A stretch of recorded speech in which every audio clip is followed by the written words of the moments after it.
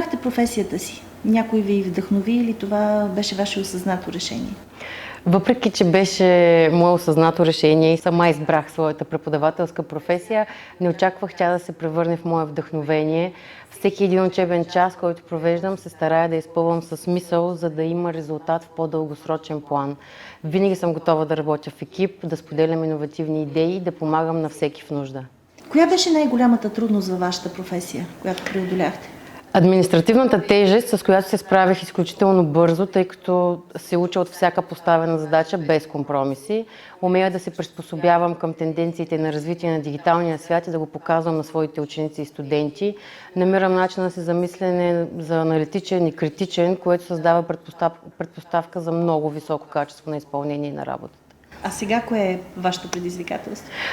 Предизвикателството ми в момента е многото задачи, с които съм се заела, преподаването в училище и в университета, обучението на учители за професионални квалификации, обучаването на ученици в гимназиален етап за професиите на бъдещето и школа по веб-програмиране, създаване на проект с моя колега книга Дневник, радостник за личностно развитие и всяко едно от тях ме обогатява с нови емоции, нови възможности. Всяко едно ме вдъхновява да правя добри дела. А кои са най-важните качества, за да се реализира човек във вашата сфера на работа?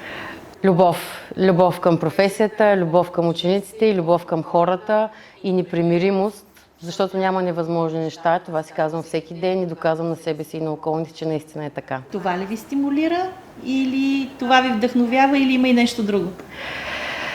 Въздействието, което оказвам върху моите ученици и студенти, ме вдъхновява. Всеки един мотивиран млад човек срещу мен ми дава надежда, че правя нещата правилно. Споделете за ваш свой успех или за нещо, с което се гордеете в работата си. Последната година беше изключителна за мен. Спечелих индивидуални награди, с които доказах на себе си, че мога. Първата оценка, която получих, беше от община Стара Загора, наградата Млад учител за значим принос в областта на образованието. След това започнах да получавам призове от международни конкурси, като Google Educator, Microsoft Innovative, Certified Expert, Prezi Trainer. Предимството, което ми дадоха, беше достъп до образователни платформи и ресурси, както и контакти във всички краища на света. И последната награда, която получих, е дигитален новатор в образованието за 2022 година. Това е национална награда в категория практическа насоченост на преподаването по информационни технологии, а контактите, които създадох, са безценни. Богатството, което натрупах от различни мотивирани хора, е незаменимо. Проектите, в които се включих, бяха полезни не само за мен, а оставиха и социален отпечатък върху обществото в Стара Загора. Поздравления и накрая какво бихте посъветвали бъдещите специалисти във вашата област?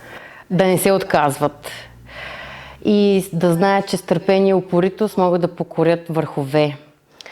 А и целта все пак е бъдещето на света. Всеки един ученик и студент заслужава труда и времето.